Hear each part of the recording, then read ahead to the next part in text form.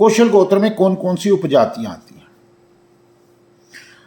जातियों का वर्णन तो एक अलग विषय है, क्योंकि वर्णन राजपूतों में भी कौशल गोत्र पाया जाता है, ब्राह्मणों में भी कौशल गोत्र पाया जाता है, और क्षत्रियों में भी कौशल गोत्र पाया जाता है। कुछ SC ST कास्टें हैं, उनमें भी कौशल गोत्र पाया जाता है, लेकिन वो हमारी गद्दी से संबंध नहीं रखती हैं। हमारी गद्दी से मुख्यतः बनिया भी संबंध रखते हैं, और ज़्यादातर जो है अपनी खत्री और ब्राह्मण जातियाँ कौशल गोत्र से संबंध रखती हैं। ये इन उपजातियों के बारे में मैं आज थोड़ी सी चर्चा करूंगा कि कौन कौन सी उपजातियां हैं इनमें जो कौशल गोत्र से संबंध रखती हैं, और जिनकी गद्दी श्री बीराजी कृपाधाम है पानीपत में। तो उनमें जातियां हैं, एक तो मल्होत्रा के बारे में मैंने एक अलग से वीडियो डाली हुई है। इतना साथ में जरूर कहना चाहूँगा, मल्होत्रा सिर्फ कौशल है और सिर्फ कौशल है। उनमें कुछ अवलश वगैरह गोत्र चलाया हुआ है, वो या तो मल्होत्रे नहीं है या उन्होंने अपना बदला हुआ है। ठीक है, इसी प्रकार जो है मेहरोत्रा कौशल है, प्योर कौशल है, इसमें दूसरा कोई भी वर्ण नहीं है। तीसरा जो है मेहरा कौशल है, क्योंकि मेहरा से ही मल्होत्रा और मेहरोत्रा निकले हैं, ये कौशल गोत्र के अधीन आता है। सोनी सोमरा जो है वो भी कौशल गोत्र के अधीन आते हैं। कुमार कौशल गोत्र के अधीन आते हैं। मल्हन, मेहता, कत्याल, खन्ना, त्रेहन, वोहरा, वधावन, ढल, धीर, निझावन, लुम्बा, गोंद, रलहन, वाही, भल्ला, सरीन, ठकराल और विज, इनमें कौशल गोत्र पाया जाता है, बल्कि पाया नहीं जाता, इनका कौशल गोत्र है। इसके अलावा कपूरों में कौशल गोत्र पाया जाता है इसके अंदर। मतलब कपूर का वास्तव में गोत्र जो है वो कौशिक है, लेकिन इनमें कौशल भी है। वो कई कारण हो जाते हैं, कई बार स्थान परिवर्तन की वजह से भी गोत्र बदला जाता है, और वैसे भी 7वीं बीडी के बाद अगर कोई गोत्र बदलना चाहे तो वो बदल सकता है। वैसे कपूरों का कौशिक गोत्र है।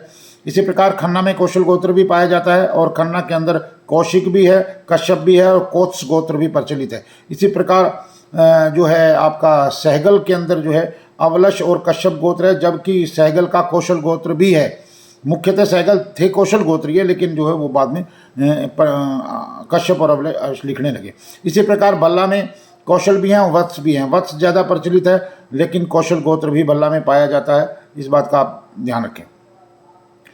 इन कौशल गोत्र के जठेरे पानीपत के श्री बीराजी कृपाधाम के अंदर हैं। जो सब कास्टें मैंने गिनवाई हैं, सरनेम गिनवाए हैं, उन सब का जो जठेरे हैं वो पानीपत में हैं। इनकी कुल गुरुगद्दी पानीपत में है।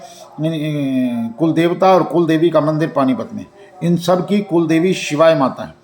ठीक है, इस बात का विशेष ध्यान रखें। जो जठेरे अलग अलग स्थानों पर बनाए गए हैं उनका विशेष महत्व नहीं होता है, क्योंकि जहाँ कुलगुरु गद्दी होती है ये सारी चीज़ें वहीं पर होती हैं। कुल देवी, कुल देवता, कुलगुरु और पितृस्थान। एक बात को हमेशा याद रखें अपने दिल दिमाग के अंदर। कई बार कुछ 50-40 घर इकट्ठा होकर के और उस स्थान को बना देते हैं और वो बाद में फेमस हो जाता है, तो लेकिन वास्तव में उसका कोई महत्व नहीं होता है, क्योंकि कुलगुरु ही आपको कुल देवी, कुल देवता और पितरों के बारे में बताएगा, उनके कर्म कराएगा, उनके बारे में आपको मार्गदर्शन देगा। कुलगुरु गद्दी पर ही आपका नामदान होता है। आपका नामदान भी श्री बीराजी कृपाधाम आश्रम पानीपत से दिया जाता है। ठीक है, इसके अलावा ब्राह्मणों में कुछ उपजातियां हैं।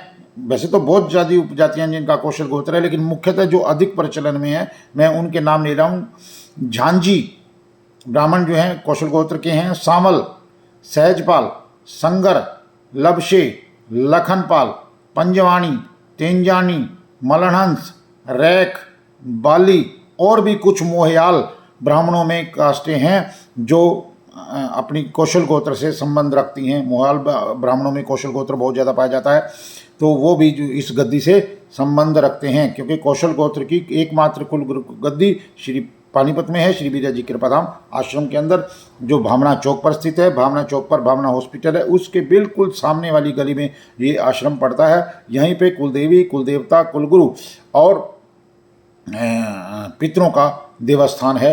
इन जातियों के बारे में, जिन जातियों का मैंने आपको बोला है, इस बात का विशेष ध्यान रखें। कौशल गोत्र कौशल ऋषि से चला है, हिरण्यव्या ऋषि से। भगवान राम के जो कुलगुरु थे महर्षि वशिष्ठ, उनके 100वें बेटे का नाम कौशल ऋषि था, और कौशल ऋषि की हम सब हम सब जो है उनकी संतान हैं। तो इसीलिए अपनी प्राचीन परंपराओं पर चलें और अपने कुलगुरुओं का, कुलदेवी का, कुल देवता का और अपने पितरों का आशीर्वाद प्राप्त कर अपने जीवन को सफल बनाएं। जय श्री राम।